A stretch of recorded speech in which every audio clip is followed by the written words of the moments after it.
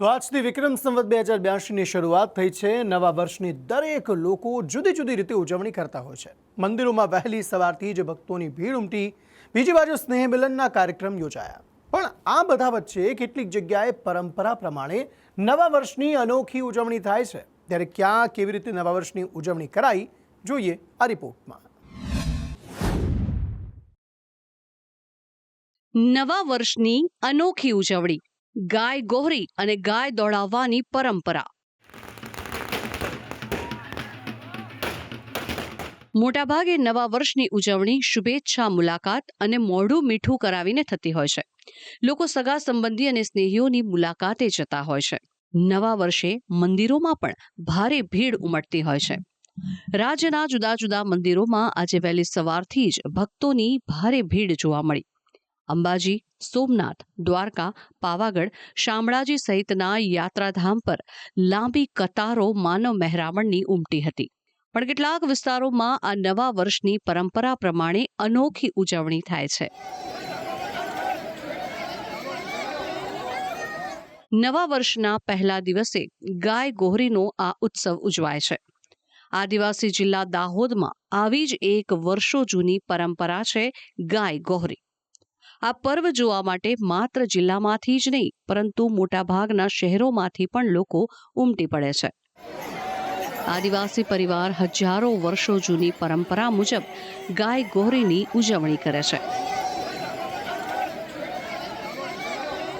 દાહોદના લીંબડીમાં આવી જ એક પરંપરાગત રીત ગાય ગોહરીની ઉજવણી થઈ હતી, જેમાં પહેલા ગાયોને શણગારવામાં આવે છે, રંગરોગાન કરવામાં આવે છે, ગાયોને મોરપીંછ તથા ચૂડલા પહેરાવવામાં આવે છે। શણગારાયેલી તમામ ગાયોને ગામના મુખ્ય ચોકમાં લાવવામાં આવે છે, જે બાદ ગામના મંદિરમાં એક પૂજન વિધિ સંપન્ન થાય છે અને ત્યારબાદ ગાયોને દોડાવવાનું આયોજન થાય છે।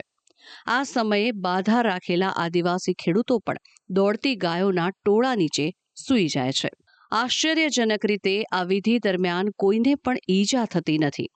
એવી માન્યતા છે કે જો વર્ષ દરમિયાન ગાય માતાને કોઈ નુકસાન થયું હોય તો આ દિવસે તેમની પૂજા કરી ક્ષમા યાચના કરવામાં આવે છે।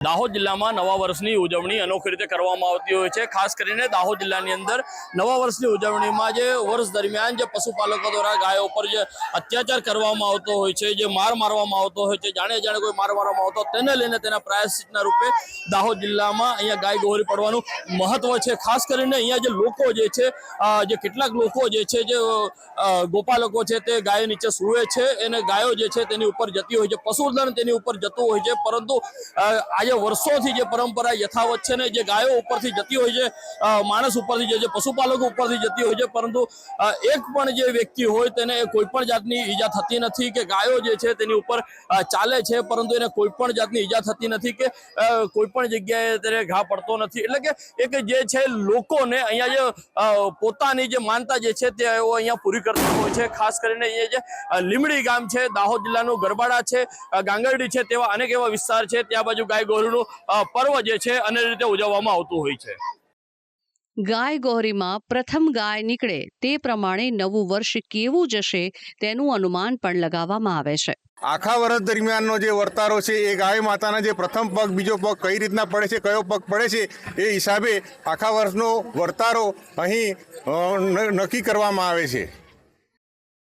જો કે આ વર્ષે પણ સફેદ ગાય પ્રથમ આવી છે, જેને લઈને માનવામાં આવી રહ્યું છે કે આ વર્ષ પણ સુખ, શાંતિ અને સમૃદ્ધિવાળું રહેશે। ચાલુ વર્ષે એવું કહેવામાં આવે છે કે સૌપ્રથમ સફેદ ગાયના પગલા ગાય ગોરીની અંદર પડ્યા છે, તો ગાય માતાની કૃપાથી આવનારું વર્ષ એ ખૂબ જ સરસ રહેશે એવી જે લોકવાયકા છે એ મુજબ થાય એવી ભગવાનને પ્રાર્થના કરીએ છીએ, ગાય માતાને પ્રાર્થના કરીએ છીએ। અને અમારે જે ગાય પહેલી ચડે છે અને સફેદ ગાય ચડે છે, એનાથી અમે આખા વર્ષના ટોટકા રૂપે અમને અભિનંદન ને આ વર્ષે રણછોડરાયના મંદિરે દર વર્ષથી સફેદ ગાય જ ઉપર પહેલી જ આવે છે। દાહોદના ગાંગરડી, ગરબાડા, લીંબડી અને અબલોડ સહિતના ગામોમાં આજે પણ આ પરંપરા જળવાઈ રહી છે, જેને જોવા માટે લોકો ઉમટી પડતા હોય છે।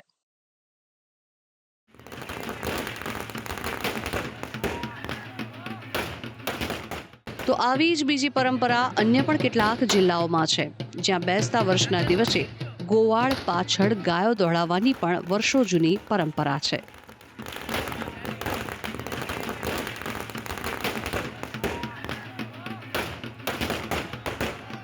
સુરેન્દ્રનગરના ભલગામમાં એક ઉજવણી કરવામાં આવી હતી, જેમાં ગામની તમામ ગાયોને એક સ્થળે એકત્રિત કરવામાં આવી.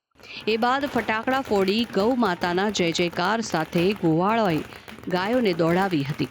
ગાયો દોડતી હોય ત્યારે તેની ઉડતી રજને શ્રદ્ધાળુઓ માથે ચડાવે છે. આ સાથે લોકો ગાયોને ચારો નાખીને પણ દાન પુણ્ય કરે છે.